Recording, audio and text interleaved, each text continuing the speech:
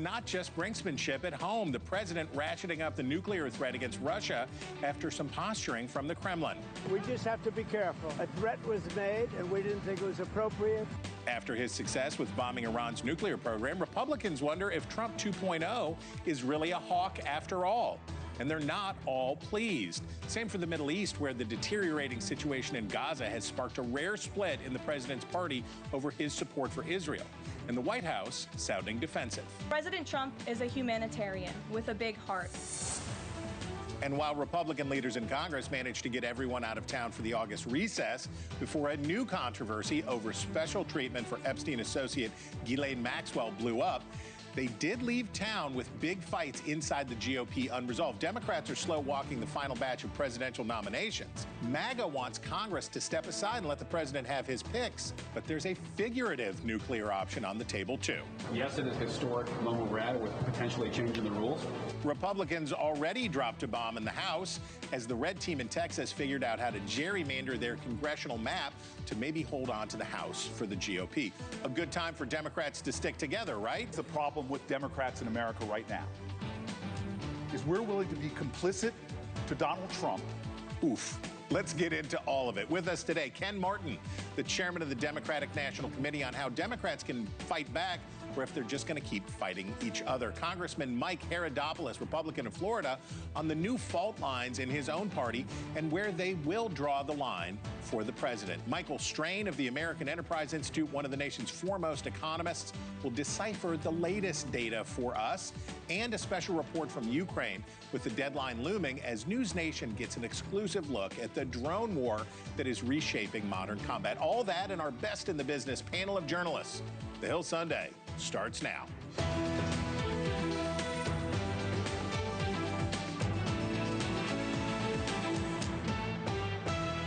Hello from Washington and welcome to the Hill Sunday. I'm Chris Stirewalt. Now, the House and Senate have cleared out for August, but the composition of Congress may not be decided by what happens here in Washington, but what's happening 1,500 miles away in Austin, Texas, where Saturday, Republicans advanced the wildest congressional gerrymandering this side of the Pecos. It could mean 5 extra seats for the GOP and maybe a way to cling to their slim majority in midterms. Approval by the State House and Senate in Austin are expected to soon follow.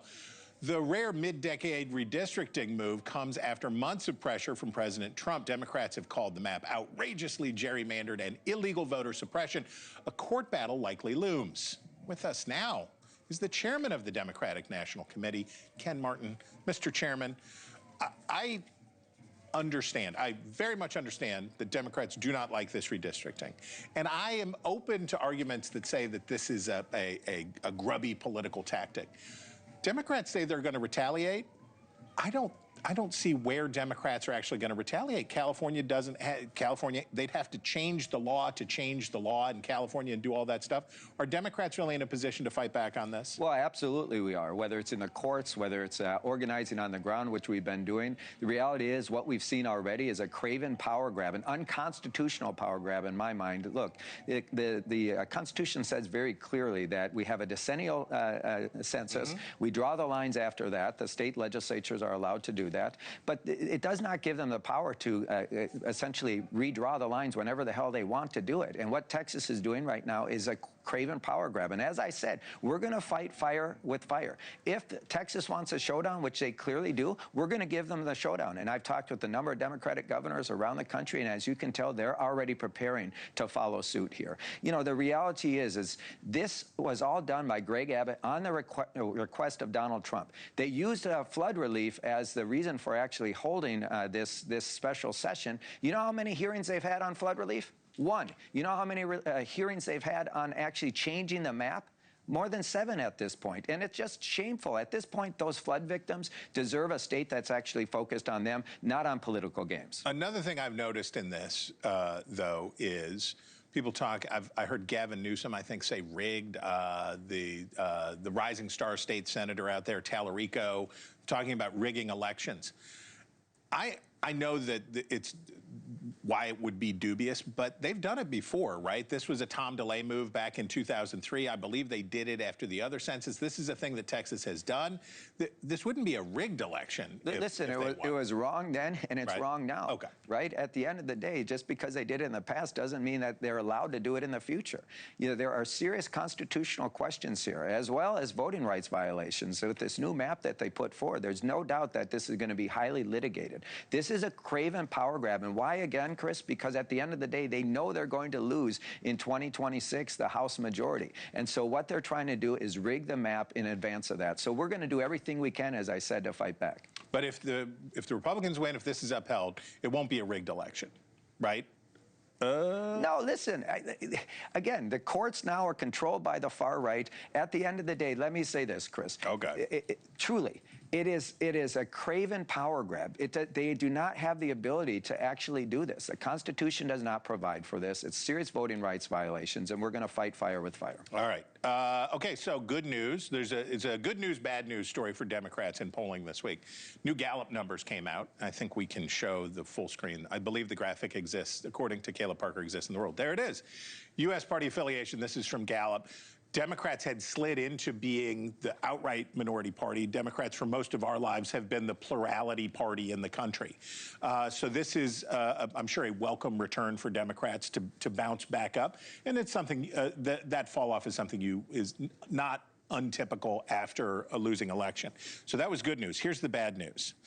These are the Pew Research numbers, the partisanship numbers from Pew that talk about partisanship among young men, 18 to 29. Those are, I believe the psephological word is bananas numbers. Typically, young men are a little bit more Republican than young women, but that is way out. Now, we know Democrats are talking about the manosphere, and Democrats are going, we got to get our own Joe Rogan, we got to do all this stuff. What do you think is actually going on here, and why young men have moved so much toward the Republican Party? Yeah, I mean, I think you're right here, which is, you know, I'm a father of two boys, 22 and 20, right? And there's no doubt. I think, you know, part of this, as we zoom out a little bit outside of politics, is this epidemic of male loneliness, right? Particularly with young men who are feeling really left behind, feeling like they don't have as much opportunity, feeling like they can't actually build wealth and success for themselves. And, you know, I think we have to acknowledge that that was part of our challenge as a Democratic Party, frankly. We stopped giving people a sense that we were fighting for them and for their future. And so it's not just where we go, and we could talk about that, the manosphere, Joe Rogan, all those pieces of how we actually communicate where people are getting their information matters as much as what we're saying and what we're standing for. Because I believe part of the challenge for us as Democrats is that we did not connect with young people, and particularly young males, and give them a sense that their better days are ahead of them, and that the Democratic Party is actually the party that gives them the best opportunity for success. That means, you know, talking about wealth and prosperity. That means talking about the American dream. That means talking about, you know, giving people a shot to actually build businesses and wealth and climb the economic ladder. What about wedge issues? Because Republicans made a lot of hay out of trans sports and wokeness and all of that stuff, and I've heard a lot of Democrats acknowledge that was a problem. Do you think that was part of the problem? Well, what I would say is, you know, look, we are a party that needs to focus on, you know, getting back to an economic message that gives people a sense that we're fighting for them. But we don't need to abandon our values. We've been the party fighting for the working class and the poor, but we are also the party that's always fought against discrimination, bigotry, harassment, and people being bullied out of the conversation. We'll continue to do that, right? But I think what we have to do as a party, we have to have an economic agenda that, again, speaks to people's anxiety in this country right now. So many people are feeling like they're being left behind and forgotten. We got to get back to basics, and we got to focus on an economic agenda. Do you remember this lady? I want you to hear this from the former Vice President Kamala Harris. And I know you're not here to say I told you so. But would you like to? You are correct that I did predict a lot of it.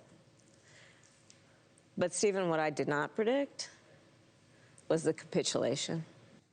Now, when I heard that, I thought, I think she's kind of talking about some Democrats, too. And then I thought about what Cory Booker said when he was speaking on the Senate floor. So now listen to that guy. This, to me, is the problem with Democrats in America right now, is we're willing to be complicit to Donald Trump It's time for Democrats to have a backbone. It's time for us to fight. I think, as the kids would say, that's big mad. And he wasn't big mad in an abstract way. He was talking about a specific piece of legislation that Catherine Cortez Masto, his Democratic colleague from Nevada, was a co-sponsor of, to increase police funding and to support police. And she had to take to the New York Times. She talked to the New York Times, and she said, "Why would you throw out good legislation that's going to benefit everyone across the country? That doesn't make sense. Winning means we've got to win these swing states and focus on those swing voters and what matters to them, and talk to them, and that we're addressing the issues they care about." Now, that sounds like something you just said. That sounds like something you just said, which is you got to go to where people are. I understand the frustration that Senator Booker feels, and a lot of younger Democrats feel that there's not enough happening. Talk about this divide, right? When you have Democratic senators openly feuding in this way, something is going on. Talk about it. Well, I don't think there is a divide. I mean, look, there's always dust-ups like this on the floor of the Senate, as you know, Chris. Okay, you know okay. Our party is unified right now across the board, right? We're fighting to make people's lives more affordable. We're fighting to make sure that people have access to health care. We're fighting to make sure that we fix this rigged and broken system that clearly is not working for the American people. And part of that fight requires, as Cory Booker said, all of us to stand up in this moment and use every lever of power we have to fight for the American people, right? But they can't both be right. Well, sure they can. I mean, look, there's differences on policy, for sure. And, you know, at the end of the day, you know, that's who we are as a party. And we should get back to having differences in you know, government, and acknowledge that it's okay to have a difference of thought. And that New Jersey's different from Nevada. But what we are unified in, again, of course, is building an economy that works for all and fixing this rigged system that's not working for the American people. And let me just say this. I always say this whenever I travel, because here's where I agree with Senator Booker. If you're not willing to fight like hell for the things you believe in, do you really believe in them at all? Because that's what's left in the minds of American people with some politicians, is that they're looking for authenticity. They're looking for people, even if they don't agree with them, who are going to stand up and fight like hell for what they believe in. But I take it you don't agree with him that Catherine Cortez Masto is complicit somehow with Donald Trump. No, no, listen, listen. Again, it's a dust-up. There's always dust-ups in the Senate between Republicans, Democrats, sometimes internally, and you know what? That's just the nature of governing. All right, now we get to what I really want to talk about as a huge nerd.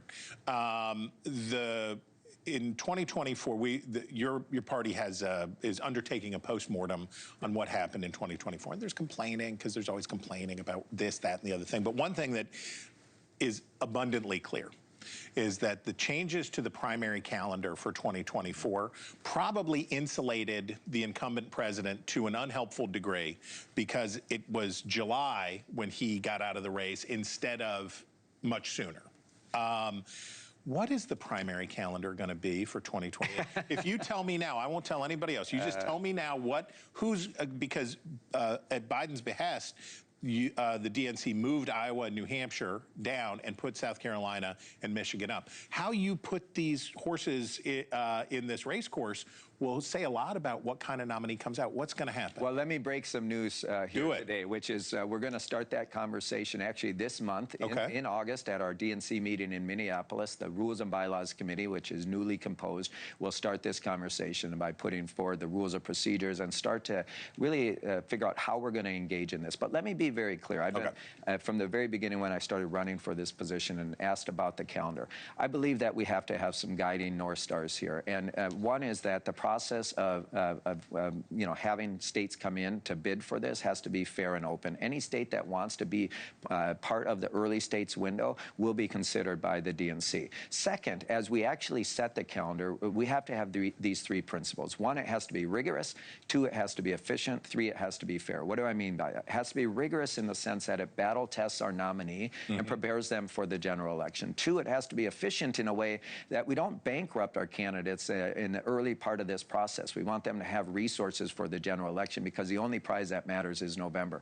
And the third thing is that it has to be fair. It has to allow all of our candidates, which God knows how many candidates we're going to have, to actually compete in those early states. That's the process which will ensue here over the course of the next year or so. We'll have a calendar by the end of next year. And, you know, I know that there'll be a lot of good, deliberate thought into what that calendar looks like. All right. If you knew why you really wanted to be on the credentialing committee, actually, you would know who he is. But if you don't, here he is, Ken Martin, chairman of the Democratic National Committee. We thank you. Okay, joining us now, Republican Mike Haridopolos of Florida. He's a congressman, and he joins us from, I assume, in his district, which is in a lovely part of coastal Florida. On Friday, President Trump fired Erica McIntarfer. She's the commissioner of the Bureau of Labor Statistics after new jobs numbers showed a contracting labor market. Now, William Beach, formerly of the Heritage Foundation, who President Trump appointed to the job in his first term, said it was, quote, totally groundless and sets a dangerous precedent and undermines the statistical mission of the Bureau. What do you say about all that? Well, I think one thing we're all concerned about is the job numbers. I think that's a concern. I think the president has been very vigorous about removing people from the Biden administration who had challenges with their numbers, of course, last year. But the real issue is the economy is growing at 3%. That was our goal, of course, as we're initially looking at the new era of Donald Trump, and we're actually making trade deals. I think we're moving in the right direction, and obviously he felt like this person was not right for the new Trump world. I hear you about complaints about the methodology, and those are bipartisan. There are people who would like to see an improved statistical standpoint. I, a nerd, agree. But we would definitely expect to see some churn in the economy and in jobs numbers when you have massive federal layoffs, new tariffs, and so many other changes. I remember that the president acknowledged early on there would be pain. Why wouldn't we expect to see that with jobs numbers and the problems underneath in the GDP? Wouldn't that be sort of expected? Well, again, we're going through a transition in the economy. As you know, we're overly dependent on countries like China, and we want to move in a new direction, protect American workers, make sure they simply have a level playing field. We're not looking for protectionism. What we're looking for is a level playing field. Chris, you and I both know that for years, other nations charge us higher tariff rates than we charge them. One good example is the EU charged us 10% in our cars, 2.5% when they came to America. That's not fair. And so the president is reconfiguring the economy, recognizing the changes that have taken place. All right, For example, we learned during COVID that China was not exactly the most reliable group, so we're moving in a new direction. Okay, so it looks like federal courts may be taking some of that tariff power away from the president. The hearing seems to indicate that there could be some curtailment coming, and that power going back to Congress. Is that a good thing for Congress to have more control over tariffs, or how do you see that? Well, I think we're going to strike the right balance. Right now, we're giving the president a lot of rope for the right reasons. He's a great negotiator. Look what just happened with the EU. They don't charge us rates anymore when we try to sell our products overseas. Look what happened with so many other countries, whether it be Japan and others, because they're finally saying that, you know what, the United States is the most important market in the world, and if we don't treat them fairly, they're going to fight back. I think the idea of fighting for your beliefs is a strong thing. The president's done a great job of that in making sure that other nations know we're not going to sit here and be taken advantage of anymore. We're the most generous nation in the world, as is proven from post-World War II onward. And what we're asking the other countries who are friends, hey, why not have a level playing field? Make it where whatever we charge you, they'll charge us. I think that's a fair way of doing business. The president's been strong in this, and we all know there's a transition period going on right now, but I think it's a win-win because it brings more manufacturing home to America, which was desperately needed, as all evidenced by the COVID era. All right, you are not in charge of what other members of Congress say. But I did notice when Congresswoman Marjorie Taylor Greene said, quote, October 7th in Israel was horrific and all the hostages must be returned, but so is the genocide, humanitarian crisis, and starvation happening in Gaza. And she is not alone in your party about the denunciations that we're starting to hear about Israel. How do you parse this out? Where are you on this question? Well, I am a strong supporter of Israel for the simple reason what not only happened on October 7th, but they stand for freedom and opportunity in that region. The Gazan area is controlled by terrorists. That's the reason why they had to go into that country, or that region, not country, and do what they did. And we also realized that Iran was the one that was funding all of this action. They are the source of evil in this region. Now that they've been knocked out recently by the United States and by Israel, you're going to have a much more calm Middle East. And the only thing that's preventing this food from being delivered into this region is that let's just say the terrorists in that region who control a lot of Gaza are stopping the food shipments for politics. I think that we need to get to the bottom of this. I think the president wants to solve the problem, but we're going to stick by Israel because they are the source of peace, and they're the ones who are promoting freedom in that region, whereas Iran was oppressing their own people, let alone fueling this seven-front war against Israel, which, of course, culminated on October 7th. All right, we're going to have to leave it there. Congressman, we thank you so much. If you had ever driven down Antler Street in the town of Christmas, Florida, you would know him already. But if you don't, there he is, Congressman Mike Haridopolos. We thank you. There is much more to come on the Hill Sunday. We go live to Ukraine with a special report from our own Robert Sherman as tensions rise between the U.S. and Russia ahead of a Friday ceasefire deadline. Plus, we're joined by one of America's leading economists and a surprisingly normal person who will help us make sense of what's going on with the economy. Is it good? Bad? Are the tariffs doing something, not doing something? And there's our Best in the Business panel with some brand new reporting on the drama that unfolded in the Senate overnight. The Hill Sunday. We'll be right back.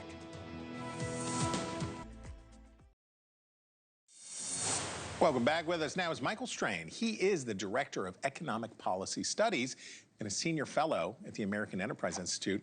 And that's a big job, by the way. We at the American Enterprise Institute, where Michael is my valued colleague, we know that you guys up there, upstairs, are doing the real stuff. So we're very grateful that you're here. How reliable are these jobs numbers? There's been all of this debate. How reliable are the jobs numbers that prior to Friday? How useful are they to you? The jobs numbers are extremely reliable. The jobs numbers are the best indicator we have for what's happening in the labor market. The jobs numbers produced by the U.S. government are the gold standard for public sector data around the world. Well, why not use ADP, or why not use... as a data nerd, I've been swimming around in this, and the response rates on the surveys are weak and all that stuff. So, but you say this is the best one we've got. Yeah, private sector data, like data that come from ADP or come from other sources, are extremely valuable. They help fill in gaps, and they come out a little faster sometimes, and so they're very useful.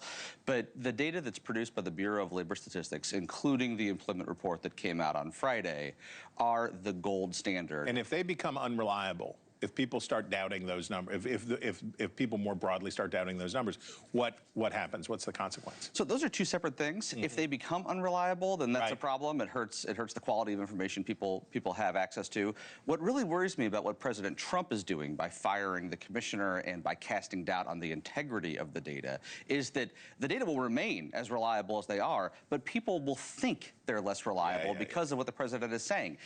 Extremely important decisions are made as a consequence of these data. The Fed places a lot of weight on the data that come from the Bureau of Labor Statistics, but not just the Fed. Private businesses, if you're Target or Walmart and you want to know... the Fed has to set rates. In part, they're mandated to reflect the employment market. So if the numbers are thought to be unreliable, that makes the Fed's job more difficult. The Wall Street Journal called the past week's GDP report the weirdest GDP report ever. And they said, you said, a lot of people said the tariffs were going to hurt, and there's evidence of the consequences of the tariffs in there that are actually pushing that number up. But I will also say, you know, the sky hasn't fallen. The tariffs went into place, and there is still growth in the economy, and all this stuff is happening. Were concerns about tariffs overblown? So I would amend the Journal's editorial slightly. I think. Don't tell Paul Gigot. I think Gigot would agree. Both the first quarter and second quarter numbers are very weird, and so the first quarter numbers showed the economy shrinking, showed a contraction in economic growth. That's because in March, in anticipation of the tariffs, households and businesses sanctions really accelerated their imports, and businesses built up their inventories. Oh, right. In the second so that quarter, pushed those numbers down. Yes, and then they popped back up in the second quarter because businesses were not importing. And so I think what you want to do is look at the first half of the year as a whole. And what you see, I think, is very similar to your setup. The sky isn't falling. The economy is still growing, but the economy is growing at a slow pace, at a tepid pace. And actually, the jobs report on Friday, which told us what the labor market looked like in May and June and July, is very consistent with the GDP report for the first half of the year taken as a whole. Didn't I tell you people he was surprisingly normal for one of America's leading economic minds? It's true. All right, if you knew what U6 unemployment was, you would know him already. But if you don't, here he is, my friend, Michael Strain. We thank you. Okay, President Trump has set a Friday deadline for Russia to stop its bombardment of Ukraine, threatening deeper economic sanctions and positioning 2 nuclear submarines within striking distance as the deadline draws near. Meanwhile, Russia just launched one of its deadliest attacks on Ukraine's capital, where the war is still very much a reality. Joining us now from Kharkiv, Ukraine, our own Robert Sherman. Robert, thank you for being there. Thank you for joining us. Tell us about what you're seeing and what you know. Yeah, Chris, right now we're about 25 miles away from the Russian line. And if the remnants of this hospital are any indication, this is a region of Ukraine in which you always have to be on guard. Threats can come at any moment here. And what we're witnessing right now is a highly tense moment in this war between Russia and Ukraine. Just this morning, we saw districts across Ukraine coming under fire. You're looking at destruction in the city of Mykolaiv, in which 7 people were injured there today. But that's on the heels of a massive attack carried out on Kyiv this week, in which you saw explosions and impacts lighting up the sky. It took the lives of more than 30 people there, which makes it the single deadliest attack that we have seen in a year. But on the other hand, the Ukrainians going back on offense, launching a drone attack on Sochi, Russia, over 200 miles deep into Russian territory there, where they hit an oil refinery facility. The Ukrainians continuing to try and hit back against the Russians at any possible opportunity. So this is a very tense moment in the war here, Chris. But you mentioned that deadline that the president has set forth for the end of this week for Russia to make strides towards peace. I tell you pretty unequivocally here, Chris, that if you listen to the sentiments of many Ukrainians here, they do not anticipate that Russia will be heeding that deadline and expect the war to continue on after this weekend. Chris? Okay. All this week, you're going to be diving deep in the new innovation that's coming from this conflict. Speaking of drones, give us a little preview of what you've seen and what we're going to see this week.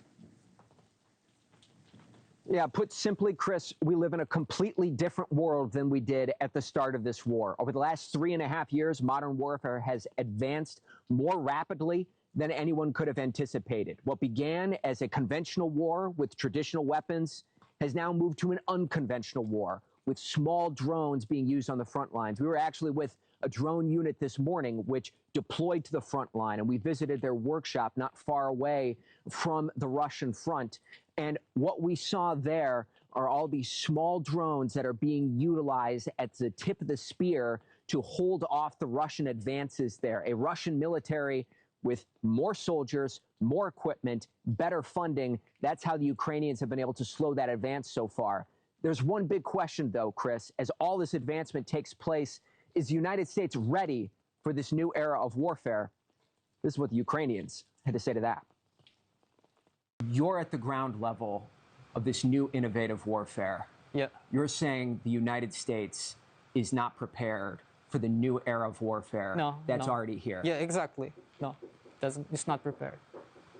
And still doesn't see like that it can be a problem.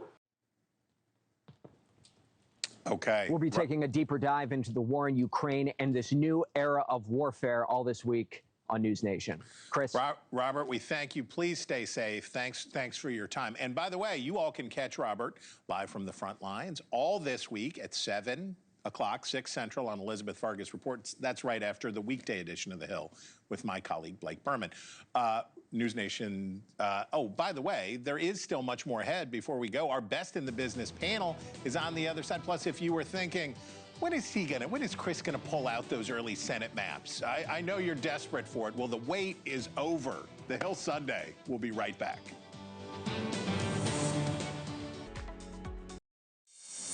I believe the numbers were phony, just like they were before the election, and there were other times. So you know what I did? I fired her. Right. And you know what? I did the right thing. Welcome back. That was Donald Trump talking about why he fired the Bureau of Labor Statistics Commissioner Erica McIntyre on Friday after a most recent and, as it turned out, final report, which showed a weakening jobs market in July. Now, the 2024 number that President Trump said was phony, well, it turned out, we looked it up, he really liked it at the time. This is the lowest number in years, a pitiful 12,000 jobs last month. Whoa. Oh, okay. Well, joining us now is our Best in the Business panel of journalists. Burgess Everett, Congressional Bureau Chief for Semaphore. Molly Ball, Senior Political Correspondent for the Wall Street Journal. Julia Manchester, Jay Manch, National Political Reporter for The Hill. And Paul Kane, Senior Congressional Correspondent for The Washington Post and a columnist at The Washington Post. Oh, I should say. It's very fancy. It's a pretty big deal. Okay, Molly, we start with you. The anxiety, there's a thermometer for Republican anxiety in Washington about Donald Trump. And I watched the thermometer on Friday when he canned that lady at the Bureau of Labor Statistics climb up a couple degrees. Am I reading that right? I think that's correct, but I think the anxiety is not just about the firing, which many Republicans deplored, but also about the underlying reality reflected by those numbers. Yeah. And the reality is that whether or not you fire the commissioner, people were feeling bad about the economy. And those revisions, those downward revisions, just substantiated what people had already been feeling, an anxiety that previously kind of didn't add up. Yeah. Kind of like we always used to talk about in the Biden years, right? These numbers look great. Why are people so mad? Don't they know how good they have it? It turns out that anxiety was somewhat justified based on what we now know has been a few months of weak jobs numbers. And so I think part of the Republican anxiety is if there isn't a strong economy this time next year, the midterms could be a bloodbath. They could redistrict Texas into all red, and it won't make any difference. Burgess, the president's conflict with Republicans has not abated since the fight over passing his budget package that I think a lot of Republicans thought would bring to an end. He's going after Chuck Grassley. He's fighting with Josh Hawley. He wants his confirmations to go faster. He's yelling at John Thune.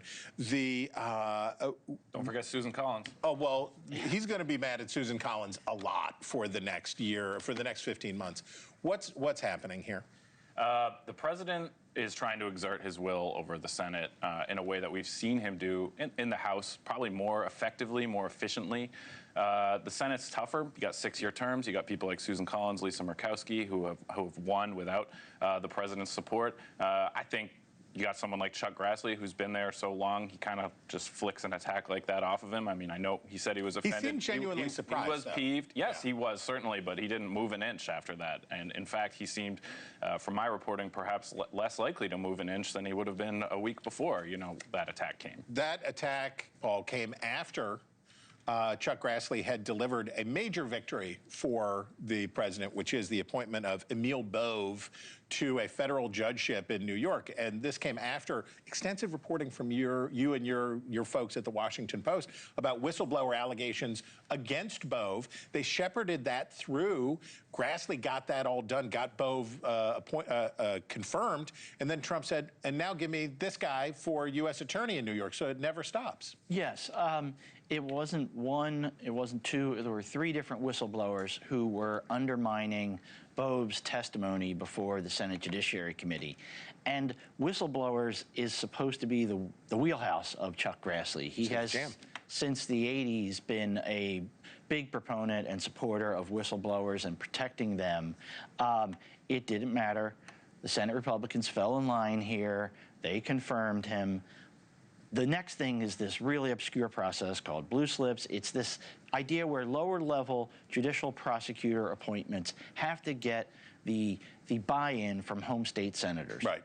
which means in New Jersey, New York, Maryland, California, you've got to get the buy-in of both Democratic senators. Right, and it's something that, by the way, works in the other way in places like West Virginia and Alabama and wherever else for Republicans. Yeah. And right now, I talked to Grassley during the transition. He walked by me 7 months ago, and I asked about blue slips, and he's like, no, we're staying with them. He believes it's the senatorial process of weigh, advise, and consent, and we'll see. It's not something that's written in the rules. You could just do away with it. It's not. It is just a custom of the Senate. It's not some law that has to be upheld. Okay, Julia, the Congress got to August recess before they went into full eruption over the Ghislaine Maxwell, Epstein. There's discharge petitions coming. The fight is on. The House Speaker got him out of town before that could go. Now the Senate is in pro forma recess. Giving Ghislaine Maxwell preferential treatment after a meeting with the #2 at the Justice Department has rubbed a bunch of Republicans the wrong way, right? Absolutely, and I think it comes as obviously Republicans are facing this pressure from President Trump's very MAGA, very conservative base, and they're sort of forced to walk this fine line between, not necessarily wanting to make it look like they're covering up for Ghislaine Maxwell, but also, wanting to make sure they're, providing, cover for victims, et cetera. So they're put in a very awkward position. I think they're waiting to see if they can take a cue from President Trump at all, but I think President Trump is sort of wanting to push this onto his Department of Justice. They're in between a rock and a hard place. They'll keep waiting. Okay, coming up, it is time to go to the Wonderwall. Yay, we've got big news on the battle for control of the Senate. We're going to go whole hog on it when we come back. .org now. I've thought on it and prayed about it, and I've decided I want to serve as your next United States Senator, because even now, I still believe our best days are ahead of us.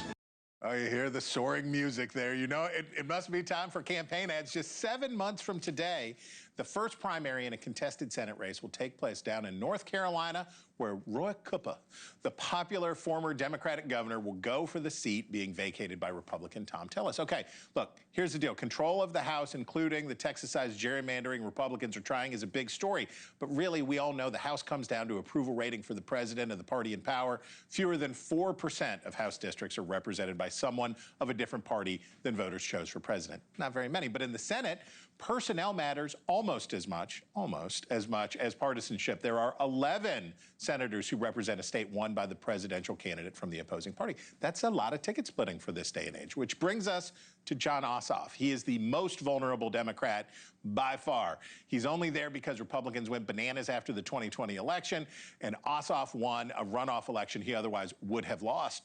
Georgia Governor Brian Kemp passed on running for the seat, but he seems to have a candidate in mind. That's former University of Tennessee football coach Derek Dooley. He's also the son of legendary Georgia Bulldogs coach Vince Dooley. Seems like a reasonable pick, and of course nobody knows Georgia politics better than twice-elected Kemp, but the White House may have someone else in mind. A schism like this one cost in 2022 the Republicans a Senate seat in Georgia when Trump-branded Herschel Walker melted down against Raphael Warnock. Gulp. Now there's a similar story taking place down in Texas, where the president seems increasingly determined to defeat Senator John Cornyn in the primary. MAGA's pick has been scandal-plagued Attorney General Ken Paxton, but he's been faltering amid another round of allegations. A new report says the White House is talking to Ronnie Jackson, the congressman who was Trump's controversial White House physician, about the race. Dems already have former Congressman Colin Allred ready for a fight in the general, and he might win if Cornyn doesn't get through the primary. A double-barreled primary screw-up in Texas and Georgia could absolutely tip the balance of power in the Senate. Look at the map. Democrats would need to flip 4 of the 5 Republican seats and hold all 3 of the seats, 3 of the blue seats that they're defending. That's Georgia, Michigan, New Hampshire, and Minnesota, to take control of the upper chamber. This is all very unlikely, unless Republicans repeat their primary mistakes of 2022. Like, what would it be? Maybe energizing the Democratic base? This is going to create a ripple effect around the country. What we do here will affect what happens in the United States of America. This entire proceeding is just a power grab by the Trump administration, assisted by a complicit GOP. Our Best in the Business panel is back with us. And of course, those are the hearings that we were talking about earlier with Ken Martin around the idea of this Texas redistricting. Paul, we'll start with you. What's going on? Are Republicans going to be able to do the redistricting? Is the backlash going to be? Does it affect Cornyn? Please unpack for us. Okay, in terms of redistricting, they are closer than I thought they would have been a couple weeks ago.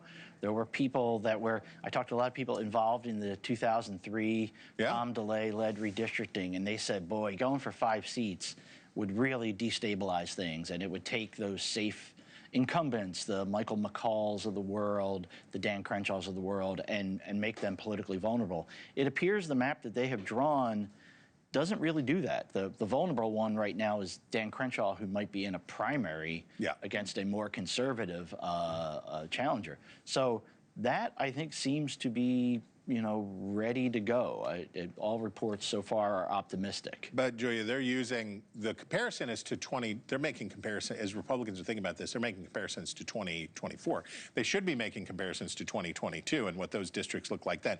There could be backlash here, and it could touch Cornyn, and it could touch Republicans in the Senate race. There are potential consequences. Yeah, absolutely, especially if litigation takes place, if that primary date is potentially moved back. So we'll be watching out for that. But look at her knowing things. Well, looking, across the map, though, it's interesting just to see this ripple effect that we've seen from Texas. I think the next state to watch after Texas is Florida. And I think you're going to see Florida Republicans. You've seen DeSantis really pushing forward, the governor, pushing for this. But if you look at South Florida and just the massive population change we've seen, since COVID. Always bring it back to Florida. She's always bringing it back to her native Florida. Okay, Burgess. Democrats are having a pretty good recruiting class. Roy Cooper is exactly who they wanted. They got Colin Allred to go back to try it again. They seem to be doing okay. They're missing in Maine. They need somebody with a statewide name ID to take on Susan Collins. How are they doing up there? I've been hearing more optimism that the Maine governor, Janet Mills, would run against Senator Collins. However, she hasn't got in. She would be the oldest freshman senator ever if she were to win. So there's definitely some questions there. The Maine Democrats have kind of let their bench atrophy a little bit in terms of getting a candidate to run against Senator Collins. So that's definitely the biggest TBD there, because after North Carolina, which I think is probably their best shot right now, it would be Maine. Are you, Molly, surprised the degree to which Donald Trump seems to be obsessing over midterms? I think the first go around, he didn't engage in anything like this way. He seems to think about midterms all the time now. I think he learned a big lesson from 2018 because he didn't pay a huge amount of attention to the midterms. And then what happened? He got impeached twice by that Democratic House that won those 2018 midterms. It was a direct result, basically. And he doesn't want that to happen again. So he's much more politically engaged this time than he was in his first term. However, that's not necessarily a good thing when you look at 2022, when, I look at, Brian Kemp trying to get Derek Dooley in that Georgia Senate race. And what I keep hearing from Republicans is, didn't we try a football legend with no political experience last time? I think Derek Dooley's a little different from Herschel Walker. How do you know that? I've heard them both talk. I don't want. I'm going to. I'm just. All going I'm to leave saying it is there. he's untested. Yes, that's true. And this model of clearing the field for untested candidates didn't work out so well in the last midterm. So there's some nervousness. Why learn anything? That's what I say. Okay, guys, we appreciate you. If you like that, there's much more where it came from. Just scan that little QR code down the bottom of your screen and get Whole Hog Politics in your inbox every Friday. Coming up, your almanac. Yours today. Before we go, this is your almanac for today, August 3rd, 2025. On this day in 1923, Vice President Calvin Coolidge was sworn in as America's 30th president after the sudden death of Warren G. Harding. Much like Coolidge himself, the ceremony was modest at the Coolidge's Vermont retreat, with Calvin's father, a justice of the peace, reading his son the oath of office by the light of a kerosene lamp. While Silent Cal's reserved demeanor would seem to be at odds with the Roaring Twenties attitude of America, his presidency would bring a welcome steadiness to the scandal-soaked White House he was inheriting. Elected to a full term in a landslide just a little more than a year later, it fell to Coolidge to preside over the 150th anniversary of the founding of our nation. The 1926 sesquicentennial, the Sesqui, was a grand celebration in Philadelphia of the great wealth and power of an America newly born as the Colossus of the globe. But in a speech that still echoes as we prepare to celebrate our 250th, for Coolidge, it was our goodness that had allowed freedom to bloom here, and that freedom was the origin of all our earthly success. We were great because we were good, not the other way around. That Declaration of 1776, he said, was the last word on that. He said, if all men are created equal, that is final. If they are endowed with an inalienable rights, that is final. If governments derive their just powers from the consent of the governed, that is final. So whatever unexpected job is falling in your lap this week, we hope you can keep cool like Coolidge. Until next time.